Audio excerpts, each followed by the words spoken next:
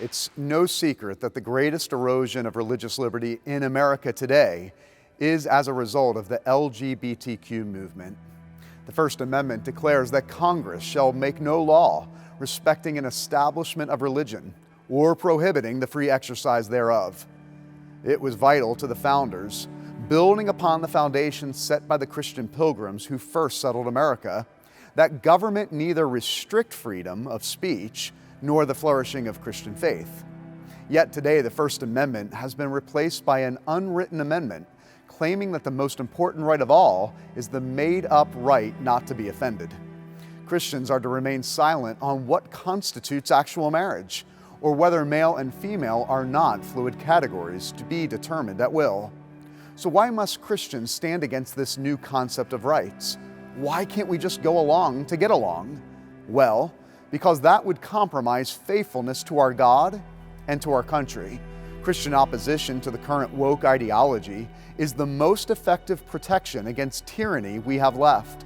The 20th century's foremost scholar on totalitarianism, Hannah Arendt, said that a totalitarian society seeks to displace all traditions and institutions with an ideology, and it seeks to bring all of society under that ideology. A totalitarian society is one that aspires to nothing less than defining and controlling reality. And we see that happening now all around us as we're told that men are women and women are men, and that it's a hate crime to say otherwise. The great Soviet Christian dissident, Alexander Solzhenitsyn, went to prison in a totalitarian society, the Communist Soviet Union. He famously wrote that to oppose the totalitarians, we must live not by lies. He said such a regime does not usually need to use violence.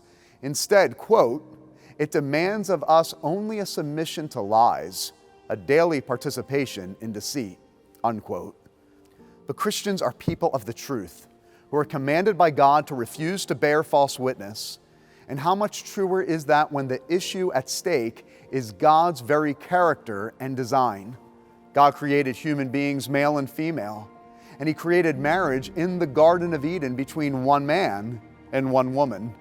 To give our silent assent to perversions of God's design is to betray God. And American freedom is dependent upon self-government, which the founders told us is dependent upon religion.